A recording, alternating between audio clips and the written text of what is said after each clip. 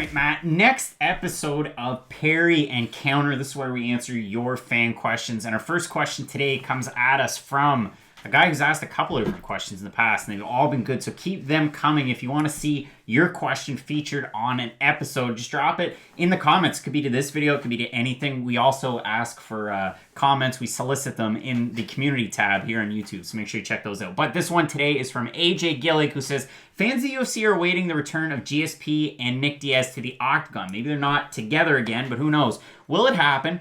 And who would you guys want their opponents to be? Maybe they can be paired with each other for a rematch. Let's also throw in both Dominick Cruz and Anthony Johnson to the discussion. Have fun being Mick, Maynard, Sean Shelby's matchmakers. Now, this is a really interesting conversation because we got GSP and Nick Diaz, who, again, they fought each other. We got Dominick Cruz, who's arguably, I wouldn't even argue it, the best bantamweight of all time.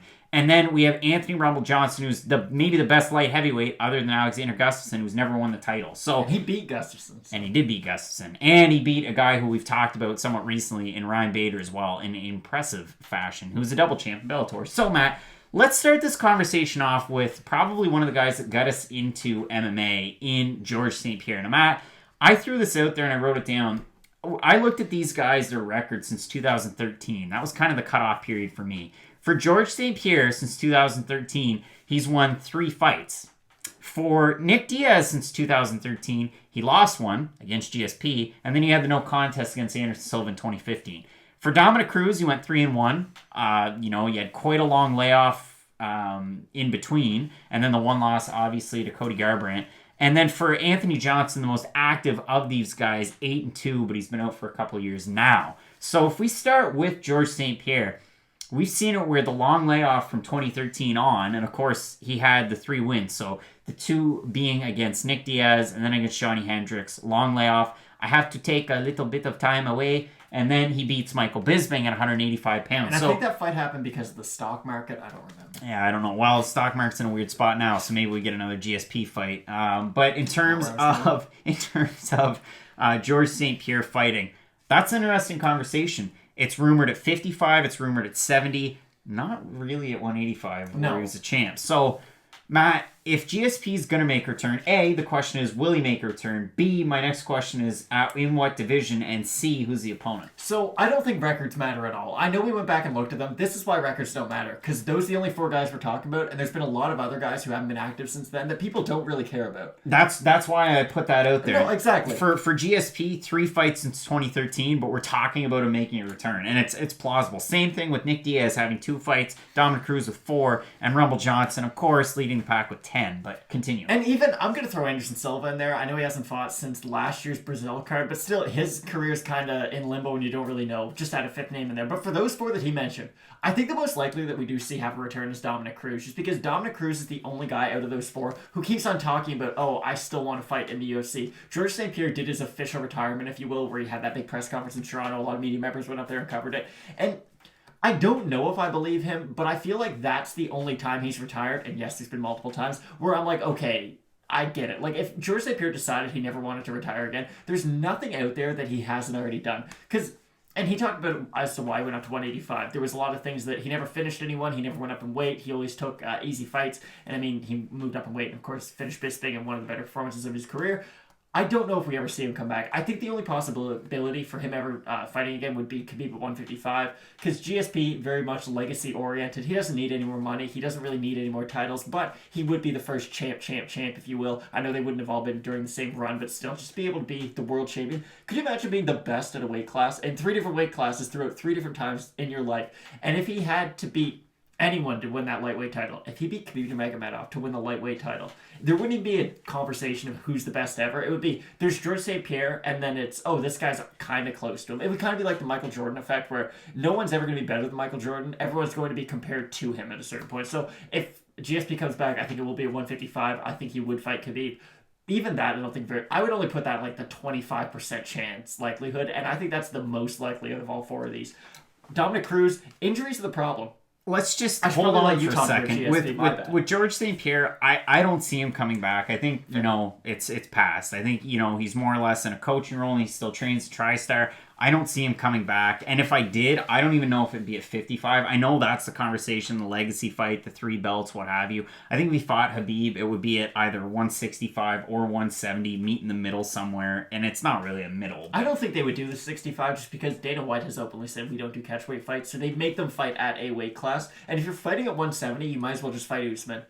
So why not fight Khabib at 155? It's weird that they say we won't do catchweight fights because they do it all the time. If you miss weight, like let's say at one no. They schedule bouts and sometimes people miss weight. They never schedule catchweight bouts. Still at a catchweight. It's not the same at all because they don't schedule for that, and it's not a division and there's no titles. It is a division under the rules of MMA. It doesn't matter though, Craig. You know the UFC doesn't work that way. It's stupid that it doesn't. But listen, they don't want to add more divisions. But if they were to do a fight like that. They've bent rules before for big fights. They've done weird things, just like having GSP fighting Michael Bisping, just out of thin air. I insert agree, him there. And the UFC just lies a lot. But there's been a few rules that they have stood by. They do not do catchweight fights. They do not schedule catchweight fights. They only do them if someone misses weight. They've never scheduled a catchweight bout out of that. They did it one time for Valerie Letourneau and Joanne Calderwood at UFC Ottawa. They did a flyweight fight before the flyweight division was made, just because both ladies were having trouble making the weight. That's been the only time in modern UFC that they have done it. And now you've got the most dominant champ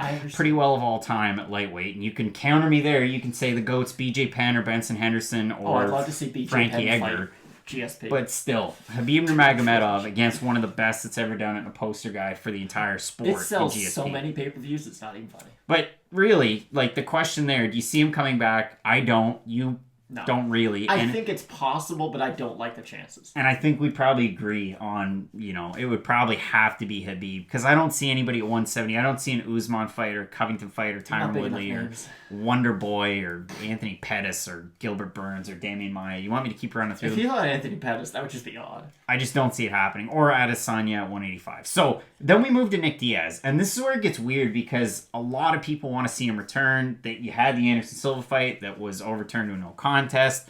And Nick Diaz, for what it's worth, I think, fighting's not going to happen. It's not in the cards. Okay, I'm going to say a few positives and then an awful lot of negatives. Here's a few positives. Nick Diaz has actually made millions of dollars not fighting. So why would you... Here's the thing. I know we want these guys to be fighters, and that's what they do is fighting. If I'm a fighter and I can make the same amount of money doing anything else on planet Earth, I'm doing that other thing. Because I don't think there's many things that are easier or that are harder on a human than getting into an 8-week training camp and then fighting a grown man in your underpants. I think that's one of the more difficult things you can do. So if you can be a millionaire and not have to do that thing anymore, why would you go back and do it?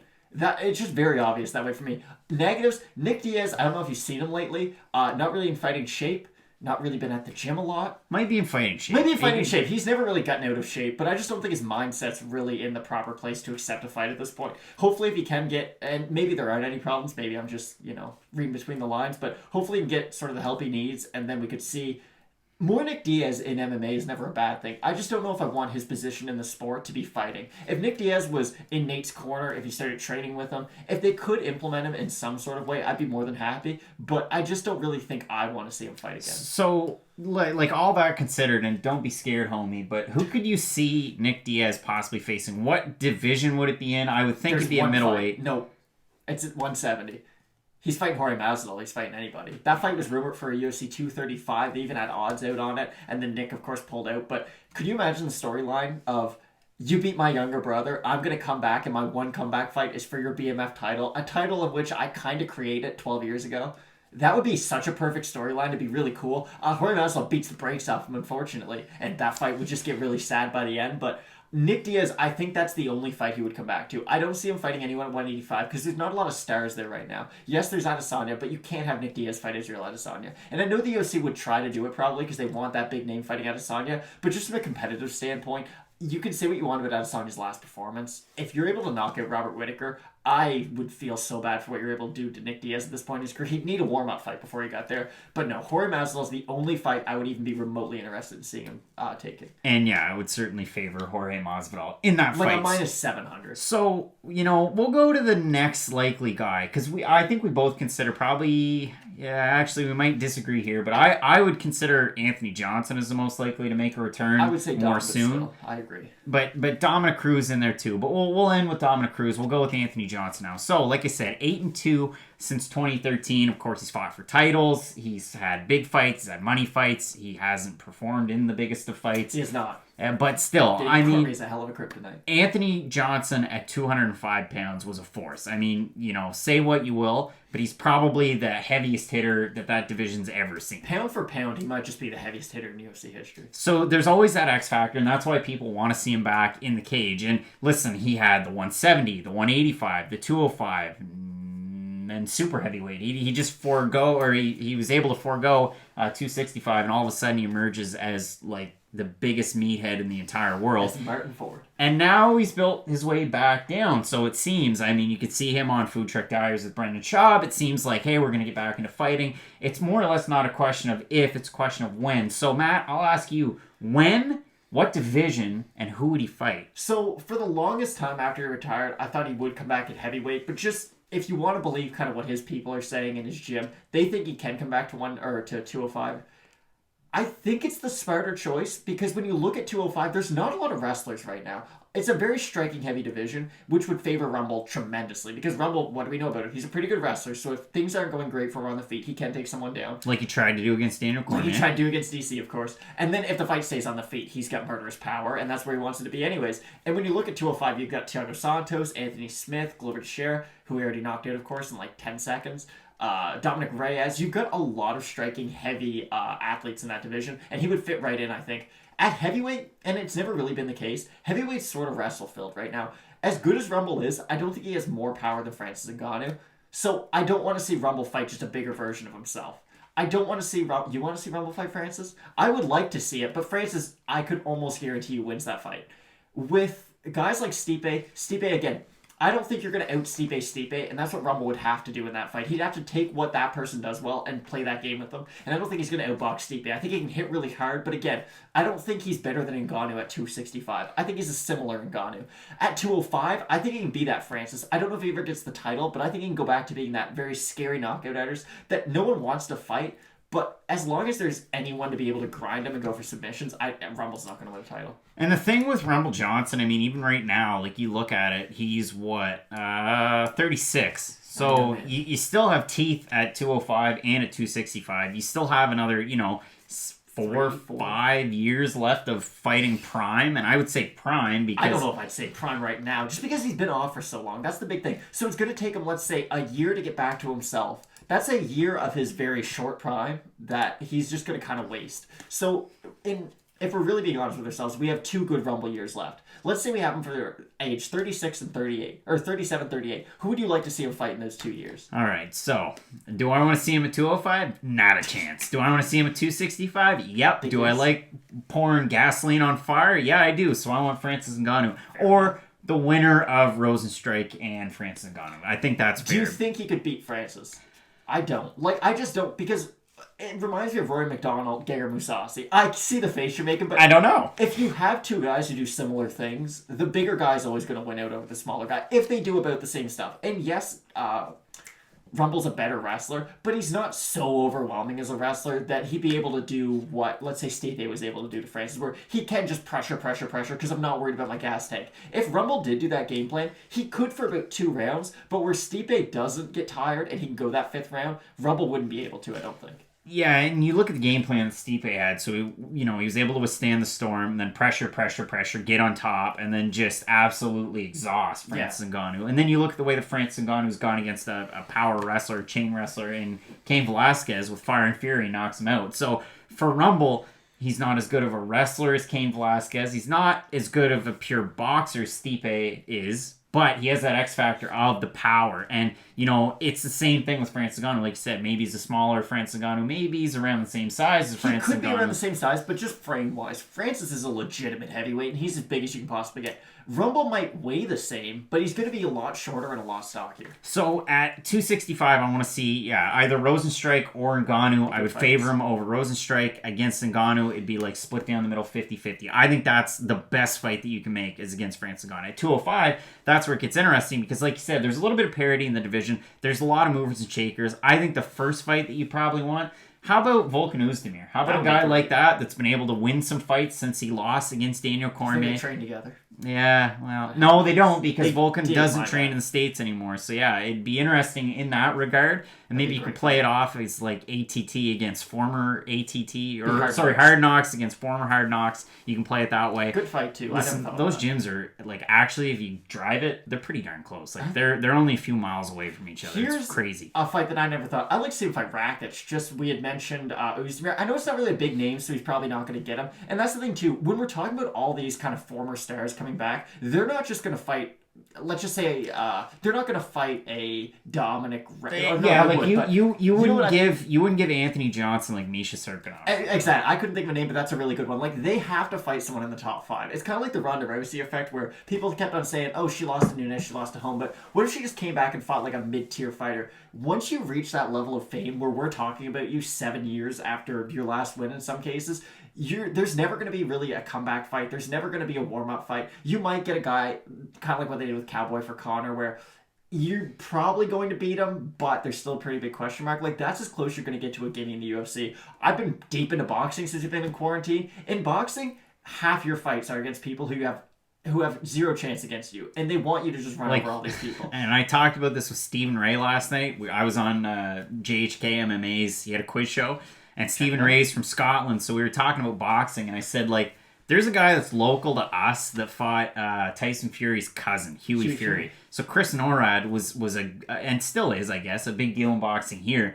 But then you match him up against some of the top-level competition in boxing. And Huey Fury's fought top names since then, but it was like a tune-up on the way. So you have them fight, like, some of the guys that are good in local areas, and he went over to Manchester to fight him, but still, it's the same thing with MMA. You wouldn't just throw Anthony Johnson into like a Misha Serkinov or somebody in that 10 to 15 type, like Ryan Spann. That'd be a fun fight. But you wouldn't do it. Name-wise, you have to match him up with another person the casual fans would know. So maybe they could do, if Gustafsson decides he wants to come back, that would actually be a really fun fight. You could do the rematch. A little bit of controversy in the first fight too. I think Rumble has by far the best options, though, for coming back, because he can kind of ride the difference between 2 different weight classes.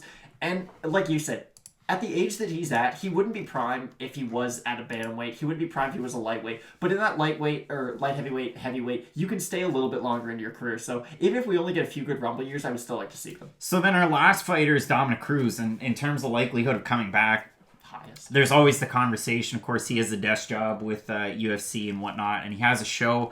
Where is this? He's got the one, ESPN. it's on ESPN Plus. Gilbert Melendez. Melendez like break down the fights. They get really in depth. It's well made. Dominick Cruz. A lot of people don't like him when he does color and works the desk. I actually really enjoy him. I think you have to match him up with the right people, though. I know this doesn't have a lot to do with his fighting career, but still, it's just the injuries. That's been just the story of his career. And that's the thing. I mean, you look in terms of comebacks. So we talked about it. The Cody Garbrandt fight, yeah, it definitely didn't go well at UFC 207. Then after that, he was booked at UFC 219 against Jimmy Rivera. He was out due to a broken arm. Then he was booked against, hands of stone, John Lineker at UFC 233. Cruz had a shoulder injury. That was 2019. And now we're 2020. We're more than a year after UFC 233. John Lineker has since gone to one championship. And we're still talking about Dominick Cruz getting a fight. Now, he's in that same type of conversation as Anthony Johnson. But oh, by the way, he's the greatest in that division of all time. And you can argue that till the cows come home. But I would certainly defend it and say, yeah, Dominick Cruz is the best at 135. So for him to have a comeback, it's kind of similar to a George St-Pierre or a Rumble, or in certain cases, probably not Nick Diaz, but I hold Dominick Cruz in such high regard that I would say if he's coming back, it has to be against a top guy. Now, maybe Jimmy Rivera and John Lineker aren't the top guys. They were at the time, though. At the time, Rivera was 5 and Lineker was 3. So that just tells you the level of competition he's expected to face. I don't know if this isn't insider information. I think Dominick Cruz has a booked fight. We just haven't been told yet. So there's been 2 fighters in the bantamweight division who everyone's talking about. It was Piotr Jan and Aljamain Sterling. Aljamain Sterling got hurt, but he's better now. And the other guy in that equation just got matched up for a fight. So right now we have Aljamain Sterling and Dominick Cruz right next to each other in the rankings, both wanting a title fight, and both have gotten awfully quiet throughout the last month, ever since Jan versus Moraes got booked. I don't think that's a coincidence. I think Dominick Cruz is fighting Aljamain Sterling in the near future. Once we get all this COVID-19 stuff figured out, I could very well see that headlining a fight night card. And whoever wins that fight, arguably title shot right there. And it's perfect matchmaking, too. I think Jan and Moraes, for what it's worth, I think Jan probably over anybody, and I'd argue it with Sterling, too. They're right up there. They definitely deserve the title shot in the division 100%. over Jose Aldo. Like, I'm still hung up on the fact that, yeah, he had 2 losses and he's getting a title Here's shot. the Now, thing, though. Do you think Aldo can win? Yeah, I do. Then We it's not talked that about fight. this. I think Jose Aldo has a chance at beating Henry Cejudo, but in terms of, being a purist and thinking winners should win and get title shots, then I think It's weird, isn't it? that Piotr Jan or Aljamain Sterling deserve a title shot. And I think now Piotr Jan Moraes, if you book that, the winner of that could get a title shot. If Aljamain Sterling's booked with somebody that's not Dominick Cruz. But if it is Cruz... I think they are fighting each other. If it is Cruz and Sterling, then I would have to think that the winner of that fight, especially if it's in impressive fashion too, like if Aljamain Sterling goes out there and puts on a masterclass like Cody Garbrandt was able to do against Dominick Cruz, then I could see him getting a title shot, which I think isn't out of the realm of possibility. No, and this is why I say that quite confidently, that I do think those two guys are going to get booked together. Sterling wasn't even upset when Moraes fought Jan. A lot of people thought he was going to fight Jan. That was going to be the title eliminator. People were really excited for it. And then Jan got his own fight, and Sterling just didn't care, even though Sterling's been medically cleared. So if you follow the sport as closely as we do, you can probably put 2 and 2 together. When fighters are on social media a lot, which Aljamain was while he was hurt, and if they're calling for fights a lot, and then all of a sudden they get quiet when there's another top contender in the division who's been calling for a fight with the top guy, it just makes sense. So this is going to be... I don't even think this is a hot take, but you heard it here first, guys. I think Aljamain Sterling is fighting Dominick Cruz next. Well, we'll see what happens, but Matt, we went through it. So we got Nick Diaz, GSP, Anthony Rumble Johnson, Dominick Cruz. Who are some other names that we could just throw out there? Guys that haven't been totally active. Anderson Silva is definitely a good one there. And at 185, the possibilities are endless. I mean, geez, all of a sudden you're fighting Jared Cannonier. Fight George St-Pierre. Yeah, a fight that should have happened I'm just kind of 8 or 9 years ago. It's not going to happen, but there are some guys out there who, they're kind of in that weird point in their career where you don't know if they're coming back. Matt Brown, for the longest time, was a guy like that. Matt Brown, I don't think he's going to win a title. And he's got a fight coming up, too. He does have a fight coming up, but Matt Brown, he just had quite a few injuries, and it was always like, I wonder when Matt Brown's fighting next. So he's always on my list to watch out for.